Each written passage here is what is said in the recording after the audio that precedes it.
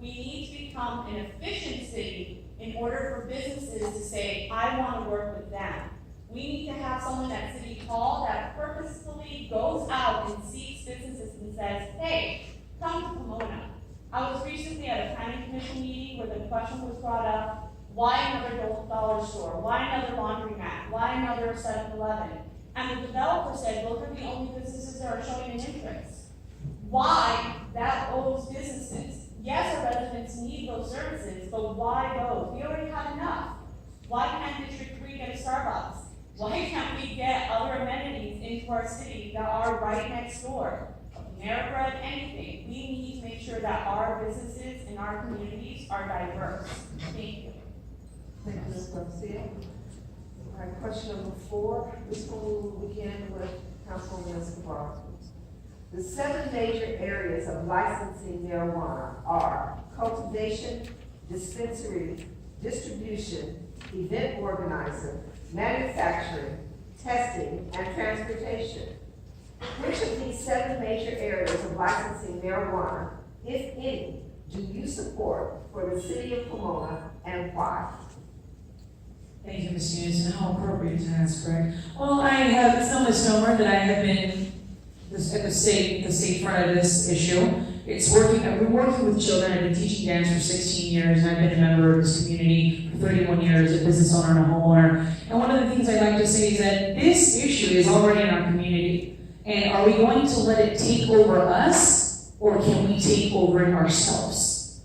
One of the biggest things we need to do, and when it comes to the 7, there's usually 8 different components. There's other ways you can look at cannabis, but cannabis in itself, there has to be community outreach. That's one of the biggest components, and that's why I say there's 8, because without community outreach, you're just going to be going around in circles and circles, and cannabis will still have that negative stigma attached to it. When it comes to all the license types that you've mentioned and all the categories, I am very supportive of making sure that each one is accepted in our community, and that's kind of the way it's looking at right now, especially with it being at the forefront of the council. You like to make sure that there's limits, that there are strict rules, guidelines, a very regulated permitted process and application process, and a lot of fees associated with making sure that we take this in. If we do, we need to step in and be as strong and at the forefront and set the precedent of what's going on in the community when it comes to cannabis. There's an economic development component here. There's an enforcement mechanism in place that's going to be able to do it, and we're going to be able to finally have money to make sure that we can reinforce everything that's going on with this. There's micro concepts, and this answer, I'm real so sorry, it can't be answered in 1.5 minutes. But if anyone wants to talk to me afterwards, I'd be more than happy to sit with you and talk to you and address cannabis. Thank you. If the city council decides to move forward with a cannabis ordinance, I think it should proceed slowly to ensure that licensing and regulation can be handled without being a burden on city staff. Of the various types of licenses allowed by the state of California, I would be initially supportive of storefront retailers, micro businesses, testing labs, manufacturing, and indoor cultivation. I believe activities within these particular licensing areas would be the least burdensome to regulate. With respect to the regulation of new types of land uses such as these, my position is that the city should allow a minimal number of licenses at the very beginning. The code can always be amended in the future depending on the city's experience with cannabis establishments, whether they be positive or negative. Ms. Garcia. Whatever my personal beliefs, the voters have spoken, and I now seek the firm control and enforcement of cannabis in the city of Pomona.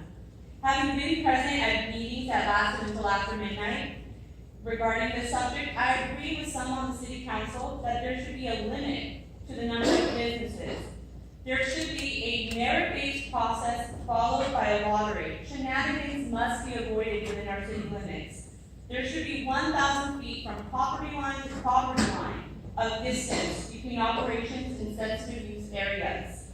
I agree with an overall cannabis tax in the city of Pomona, regardless of legal status of operations, as well as no illegal operator being able to apply for legal operations licenses. These decisions should not and must not be taken out of the hands of our city by outside groups or investors. Thank you so much. Mr. Preciado. Illegal cannabis is already here in Pomona. We need to take control of it. We need to speak with our residents, find out what are the areas of concern and where we need to make sure that we are regulating it on the behalf of their needs. Keeping it away from schools, making sure that families come first, and making sure that it's safe for everyone in a way where it's not going to affect our city in a negative way. I am supportive of the legal cannabis in the city, as long as it's used in a medical way or recreationally in a way that it doesn't affect our residents.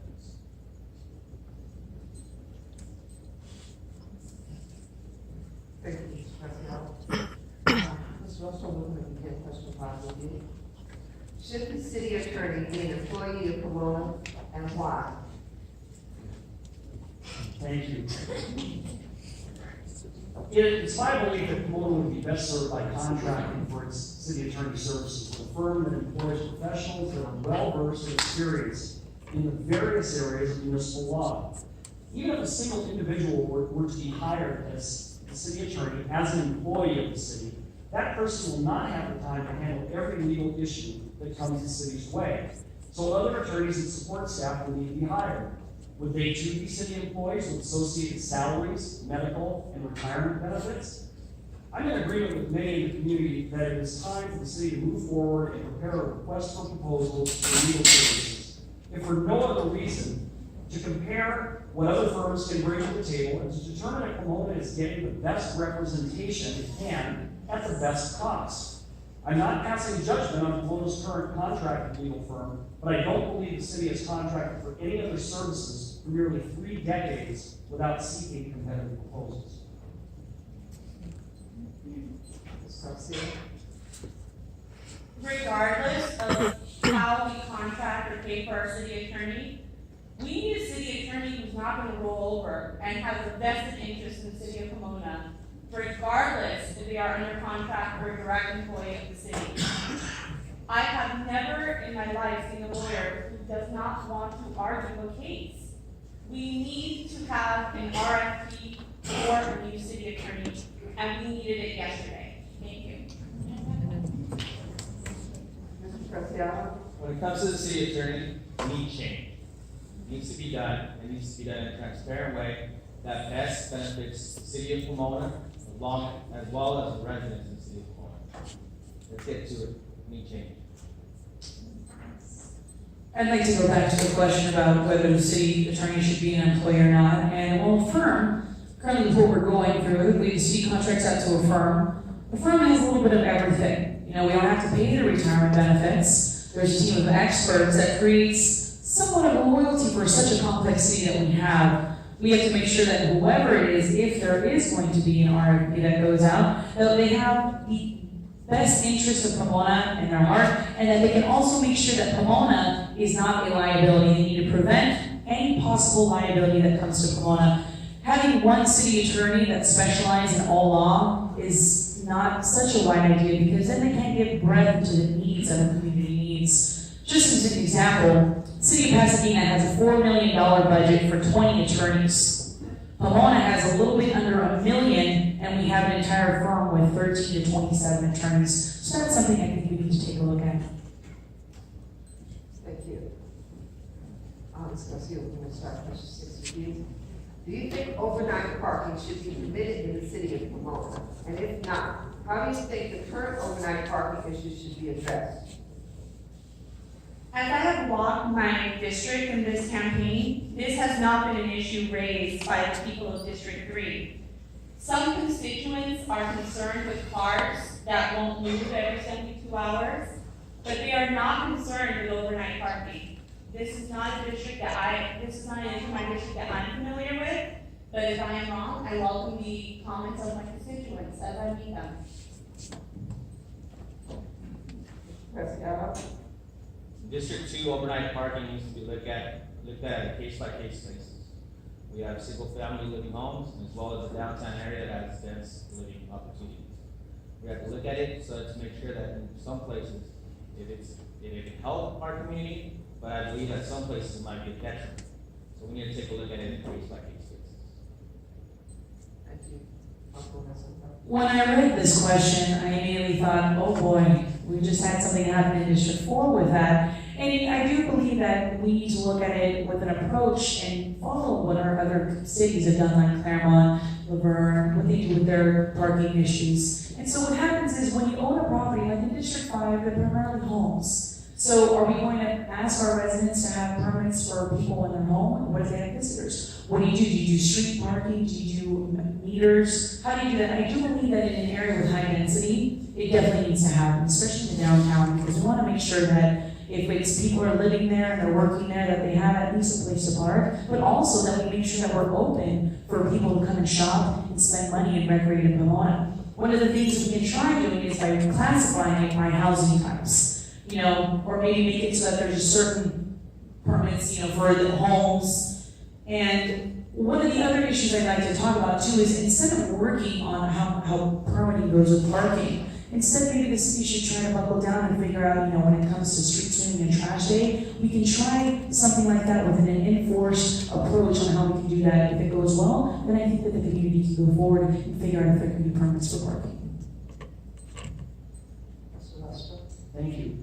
Overnight parking prohibitions can be beneficial to law enforcement in order to better identify vehicles that don't belong in neighborhoods late at night or early in the morning. I certainly believe that overnight parking restrictions could work in some of Pomona's single-family residential neighborhoods where there is adequate off-street parking, along with commercial and industrial areas that typically experience no activity during the overnight hours. However, it would be impractical, if not impossible, to implement an overnight parking prohibition citywide. Many homes in the city's historic districts have alley access with no driveways, and the bulk of the city's older multifamily neighborhoods do not have adequate off-street parking for residents. Apartment complexes that were built back in the 1960s and 1970s were typically developed with one parking space per unit, so street parking for residents is a necessity. For neighborhoods desiring to pursue such restrictions, I would gladly consider them, although the challenge and the key will be to obtain buy-in from the majority of the residents in the area that would be subject to those restrictions and would be affected by them. Thank you. Let's start this next question with you, Mr. Preciado.